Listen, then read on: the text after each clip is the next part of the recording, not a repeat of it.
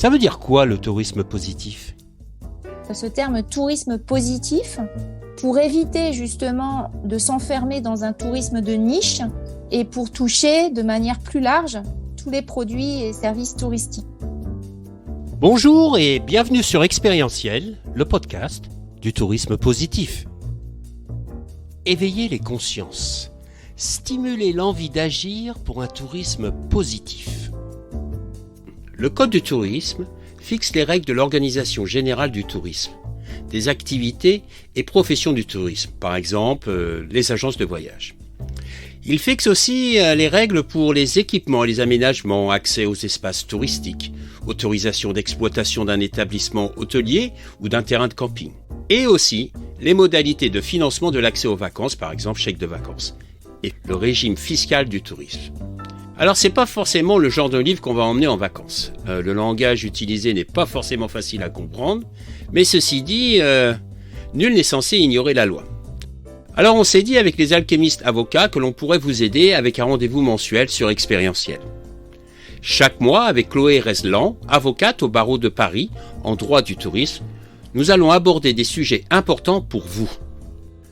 N'hésitez pas à poser vos questions, vos remarques ou vos suggestions sur la page du podcast Expérientiel sur LinkedIn. Et puis sans attendre, je vous invite à faire une pause dans un lieu confortable et calme au contact de la nature pour prendre le temps de découvrir le sujet du jour pour un tourisme positif. Bonne écoute. Bonjour Chloé, comment vas-tu ? Bonjour François, bien et toi ? Ça va. Ça faisait longtemps qu'on ne s'était pas parlé, nous ? Bah oui, c'est trop long. C'est trop long. Bien, aujourd'hui, on va aborder un sujet qui me tient à cœur. Dis-moi, je me pose toujours cette question. Est-ce que le Code du tourisme, c'est la Bible pour le professionnel du tourisme ? Excellente question François. Donc en fait, tu veux savoir si tu peux le mettre sur ta table de chevet, le lire et devenir finalement avocat en droit du tourisme et expert. Non, mais au moins essayer de lire ça. Je crois que ça doit pas être facile vraiment à lire non plus. Écoute, c'est pas le pire des codes et en plus il est pas si grand. Et d'ailleurs, c'est peut-être pour ça que c'est pas la Bible. Alors, c'est un code que moi j'utilise quotidiennement et qui est effectivement fondamental dans le milieu du tourisme, mais c'est pas la Bible parce que ce n'est pas un code qui va venir réguler les activités de l'ensemble des professionnels du tourisme. Ça va vraiment dépendre de l'activité de chacun. C'est-à-dire que quand on est agent de voyage, hôtelier ou qu'on est dans l'événementiel, par exemple, on ne va pas du tout avoir les mêmes règles qui s'appliquent et tout ne sera pas dans le code du tourisme, sinon c'est trop facile. D'accord. Donc, à part le code du tourisme, qu'est-ce que je dois mettre comme autre livre dans ma bibliothèque ? Aussi passionnant. Il y en a un paquet que tu peux mettre. Voilà, si tu veux des recommandations lecture, j'en ai pas mal pour toi. Alors, il faut déjà mettre le code civil. Le code civil, c'est la base de presque toutes les obligations contractuelles. Donc, le code civil, c'est un bon code pour commencer. Il faut aussi parfois mettre, en fonction de l'activité, le code de l'environnement, par exemple. Et puis, on peut avoir... finalement le code de l'urbanisme, si jamais je suis loueur de meublés ou que je veux construire peut-être quelque chose, un hôtel. Donc en fait, il y a en réalité beaucoup de codes qui peuvent s'appliquer à son activité. Si on a des employés, on peut aussi dire le code du travail, ou alors même si on est salarié. Donc tous les codes sont un peu utiles. Maintenant, on va quand même essayer de centrer. On va peut-être se concentrer sur 2 codes. Ouais, ce que je te propose, qui sont les plus importants, je pense, quand on est professionnel du tourisme, en tout cas en matière de contrat et de responsabilité. Et donc, je te propose de peut-être distinguer un peu en fonction des typologies des professionnels, parce qu'encore une fois, un agent de voyage ou un institutionnel immatriculé à Tout France, donc qui vend des forfaits touristiques ou des services de voyage qu'il ne réalise pas lui-même, ça, c'est sûr qu'il va falloir qu'il lise le code du tourisme. Ça va être sa Bible. Okay. L'agent de voyage, son activité, elle est régulée par le code du tourisme à 90%. Qu'est-ce qu'on trouve ? On trouve les conditions d'accès à la profession. On va trouver les obligations pré-contractuelles et contractuelles. Donc, qu'est-ce que je mets dans mes CGV ? Qu'est-ce que je mets dans mes contrats ? Puis, on va trouver aussi des éléments sur la responsabilité. Quand est-ce que je suis responsable ? quand est-ce que je peux m'exonérer de responsabilité, qu'est-ce que je dois faire quand j'ai une réclamation client.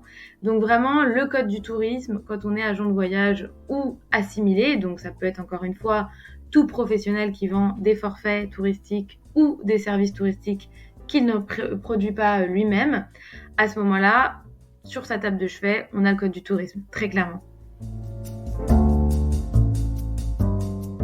Et moi qui suis hôtelier de métier, pour les hôteliers, c'est pareil ?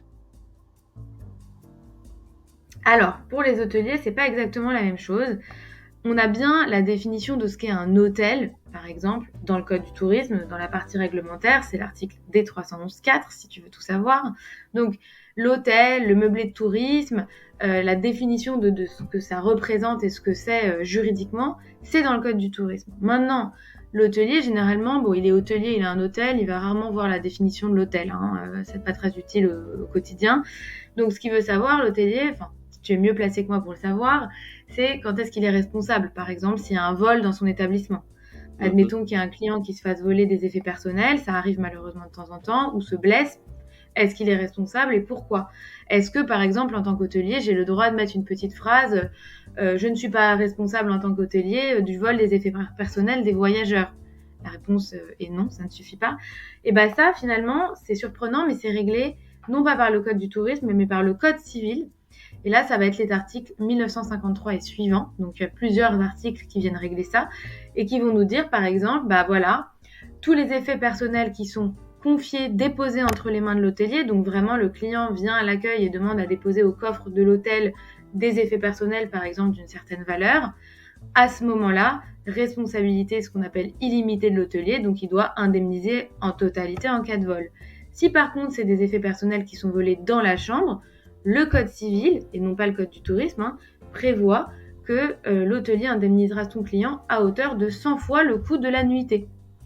Et si par exemple c'est un effet personnel volé dans la voiture qui est sur le parking, ce sera, et c'est encore le code civil qui le dit, une indemnisation à hauteur de 50 fois le coût de la nuitée. Donc finalement, on se rend compte que tout n'est pas centralisé dans le code du tourisme. C'est intéressant, moi en t'écoutant, ça me replonge dans mon expérience. Et en tant que dirigeant, moi j'allais soit voir mon directeur du personnel, ou soit voir, je sais pas, l'avocat de l'hôtel, mais j'allais jamais voir le code du tourisme. Déjà parce que je trouve que c'est pas forcément une lecture compréhensible, donc c'est pas toujours évident, quoi. C'est pas toujours évident. C'est sûr. C'est sûr, et c'est encore pire dans le code civil parce que c'est un vieux code. Donc, tu vois, il n'a pas toujours été mis à jour et quand il l'a été, c'est pas forcément récemment. Donc, on peut avoir des expressions un peu désuètes aussi dans le code, pas trop bien comprendre à quoi ça correspond en pratique, en fait. Ouais. Dis-moi, est-ce que les restaurateurs vont dans la même section que les hôteliers ou c'est encore différent pour eux ? Alors, ça va être encore différent parce que la responsabilité des restaurateurs, elle fait pas forcément l'objet de textes à part entière. Et donc, quand on n'a pas de texte spécifique, comme pour l'hôtelier par exemple ou les agents de voyage, c'est le code civil qui s'applique. C'est le code civil, mais dans sa responsabilité générale. Donc, c'est les articles maintenant 1240 et suivants du code civil. Il y a eu une nouvelle codification en 2016 du code, donc les numéros ont changé. Et là, c'est vraiment le principe de base de je suis responsable quand je commets une faute ou une négligence, qu'il y a un dommage qui est créé et que j'ai un lien de causalité entre ma faute et mon dommage. Je suis responsable. Donc, c'est vrai pour l'événementiel, c'est vrai pour la restauration. Donc, évidemment, un restaurateur qui a été négligent et qui a servi, je sais pas moi, par exemple, du poisson à quelqu'un qui avait spécifié qu'il était allergique au poisson, il va être responsable puisqu'il a commis une faute. Mais il n'y a pas un texte spécifique qui va dire le restaurateur qui sert un plat allergène à un client qui avait notifié son allergie est responsable. On n'a pas de texte aussi précis. Donc, autant il y a des choses pour l'hôtelier sur sa responsabilité en cas de vol des effets personnels, parce qu'on estime qu'il y a ce qu'on appelle un dépôt d'effets personnels. autant on n'a pas toutes les professions qui sont réglementées spécifiquement, en tout cas leurs responsabilités dans les codes. Donc le restaurateur, évidemment, il va devoir, pour exercer sa profession et son activité, répondre à un certain nombre de critères d'hygiène. Donc là, ça va être quand même de répondre à un certain nombre de normes réglementaires, mais elles ne se trouvent pas dans un code spécifique, ni dans le code du tourisme, ni dans le code civil. Et il va falloir, à ce moment-là, faire au cas par cas. Mais sa responsabilité, c'est une responsabilité générale. Pendant la crise, quand on a lancé nos épisodes, on s'est rarement focalisé sur l'événementiel parce qu'il n'y avait plus d'événements. Et là, je me rends compte que, en sortant de cette crise, il y a des événements qui viennent, des festivals, etc. Et vu que c'est une activité touristique, je me posais la question, est-ce que eux, ça marche comment pour eux ? C'est une question qui est une très très bonne question et on pourra peut-être même faire un épisode entier là-dessus. En réalité, l'événementiel, ça va dépendre de ce qu'on entend par événementiel. Si on est sur un professionnel qui organise des séminaires, par séminaire, j'entends location de salle, traiteur et activités diverses et variées, mais pas forcément touristiques au sein d'une journée, on n'est pas sur le même régime juridique que l'événementiel qui implique transport et hébergement, par exemple, ou activité touristique. Parce que dans un cas, finalement, le professionnel, il va être assimilé à un agent de voyage et donc il va devoir répondre aux mêmes exigences que tout agent de voyage, même s'il fait du B2B, et avec certaines exceptions qu'on pourra voir éventuellement. Ou alors, on est vraiment sur l'événementiel non touristique, auquel cas, ça va être une réglementation plus classique du code civil avec de la responsabilité classique pour faute. Donc, ça peut être intéressant d'aller explorer ça plus en profondeur parce qu'il n'y a pas un seul et même régime pour l'événementiel. Ça dépend de si c'est de l'événementiel avec du tourisme et avec de la vente de services touristiques non autoproduits et de la vente de services de voyage ou sans vente de services de voyage. Moi, je pensais, tu vois, il y a tous ces festivals de musique qui vont sortir. Il y a le festival d'Avignon qui va peut-être revenir. Et là, c'est les mêmes règles qui s'appliquent ou c'est différent encore ? Non, quand on est sur un festival où du coup, ce qu'on vend, c'est l'entrée à un festival. Donc, on est organisateur de festival, on vend l'entrée à un festival. Si on vend pas en parallèle toutes les activités touristiques type justement nuitée, hébergement et qu'on vend pas des packages, par exemple, à ce moment-là, ça va être un régime plus classique, donc plutôt code civil, s'il faut aller chercher des informations.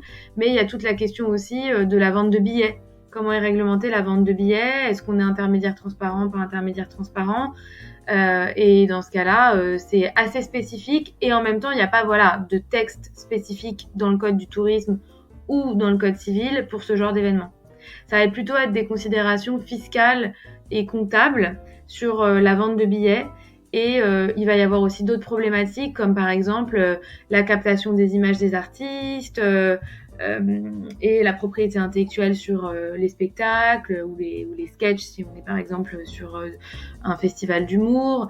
Donc il y a pas mal de points de réglementation et de points de vigilance à avoir quand on est organisateur d'un tel événement.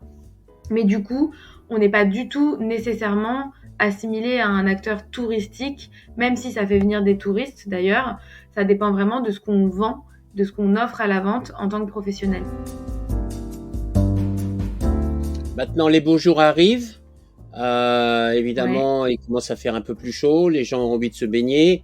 Puis, il y a pas mal d'activités qui sont autour de l'eau.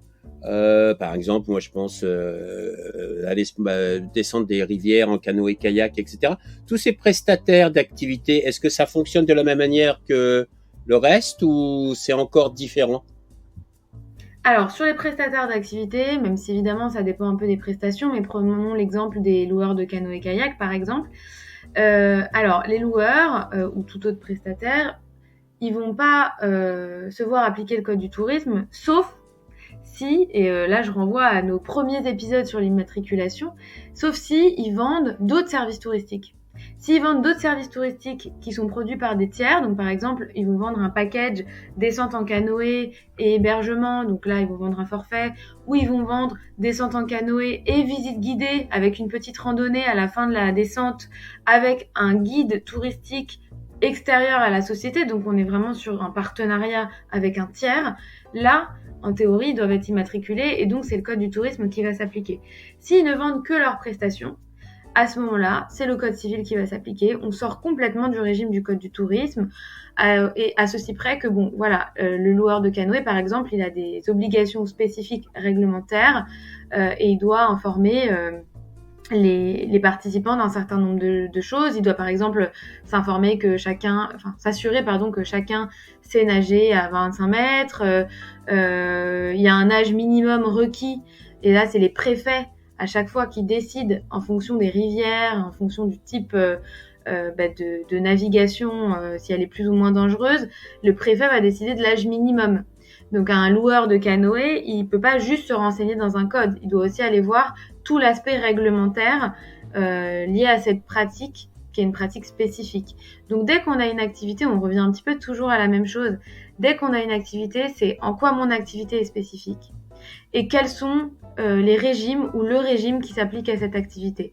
Ça, c'est vraiment la clé. Une fois qu'on a ça, on peut se mettre en conformité, on peut exercer tranquillement. Et c'est ça la difficulté. Et donc pour ça, il faut lire beaucoup, il faut se renseigner, il faut aller voir les sites dont j'avais parlé aussi dans nos premiers épisodes qui sont fiables, donc servicepublic.fr, Légifrance, et puis si on a le courage, aller parcourir les codes, mais ne pas se dire, la location de canoë, c'est une activité touristique, donc si je trouve rien dans le code du tourisme, c'est qu'il n'y a rien pour moi, parce que parfois, malheureusement, et c'est pas très clair, les obligations de chacun, elles sont un peu éparses, elles sont dans différents codes, et il y a différents textes qui s'appliquent. Si je résume quand même, le code du tourisme et le code civil, c'est pas facile à lire. Les dirigeants d'entreprises, quelle qu'elle soit leur spécialité, agents de voyage, hôteliers, événementiels, restauration ou prestataires de services, ils n'ont pas souvent le temps. Donc, quel conseil tu peux leur donner justement pour gagner du temps et s'assurer qu'ils sont bien en règle avec l'aspect légal de leur activité? On va où? On fait quoi? Alors, la première étape, c'est vraiment réussir à bien cerner son activité. Trop de professionnels, viennent me voir en me disant, par exemple, je suis loueur de canoë, très bien, mais en réalité, ils font pas que ça. Il y a un partenariat avec un tiers, visite guidée, avec un hébergement, et ça change tout. Donc, à un moment donné, il faut vraiment se poser, dire qu'est-ce que je fais vraiment? C'est quoi mon activité? Est-ce que je fais que de la location des lots? Est-ce que je fais que de l'événementiel ou est-ce qu'en réalité, je fais de l'activité touristique? C'est important de se poser et d'essayer de comprendre dans quelle case on rentre. Pour ça, il n'y a pas de recette miracle, malheureusement, il faut se renseigner. Et alors là, c'est soit on passe un peu de temps, et c'est tout à fait possible, et on lit beaucoup, et on confronte les sources. Et une fois qu'on a lu beaucoup d'articles, peut-être sur service public, des articles de blog qui sont pas toujours très fiables, donc faut se méfier, on va toujours essayer de confronter au texte, directement à la source. Donc, quand vous voyez l'obligation, c'est telle obligation, vous allez voir directement dans le code concerné si c'est bien ce que vous lisez. C'est important de confronter. Évidemment, je vais prêcher pour ma paroisse. Le plus simple, ça reste quand même d'aller voir un conseil juridique qui va faire ce travail pour vous, mais ça peut avoir un coût. Donc, il faut essayer d'évaluer, est-ce que j'ai du temps pour le faire ou est-ce que ça me coûte? C'est un peu le calcul et la balance à faire. Mais sinon, il faut aller voir les articles, il faut se renseigner. Là, on parlait des loueurs de canoë. Le loueur de canoë, du coup, il y a le code civil, peut-être un peu le code du tourisme, le code du sport qui s'applique. Donc, pour aller chercher toutes ces infos-là, c'est beaucoup de temps, pas mal d'énergie et parfois un peu d'incertitude. Donc, il faut le faire, il faut pas prendre peur. Et sinon, contacter évidemment un avocat. Mais ça, je sais que c'est pas toujours l'évidence pour tout le monde. Très bien. Écoute, merci beaucoup Chloé pour ces informations et de nous aider à rendre ce code du tourisme et ce code civil un peu plus digeste. On essaye. Mais tellement important à ne pas ignorer. Oui, c'est ça. Il faut essayer de pas mettre ça sous le tapis en se disant c'est trop compliqué, on verra ça plus tard. Il faut démystifier tout ça, démystifier le droit, le juridique, et comme ça on avance sereinement. Super. On se voit le mois prochain? Bien sûr. Bonne Merci journée. beaucoup. Bonne journée à toi.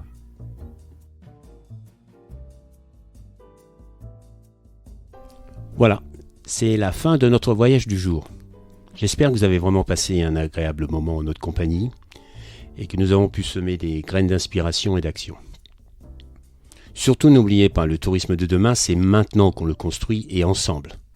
C'est un tourisme qui est guidé par le sens, l'expérience et en lien avec nos territoires pour assurer la pérennité de nos métiers et de nos activités. C'est essentiel. Si vous avez vraiment aimé ce podcast, favorisez sa diffusion en lui donnant 5 belles étoiles sur Apple ou la plateforme podcast préférée que vous utilisez. Et puis, surtout, et ça c'est le plus important, n'hésitez pas à partager dans votre réseau. Essaimer la connaissance, essaimer le partage d'expérience.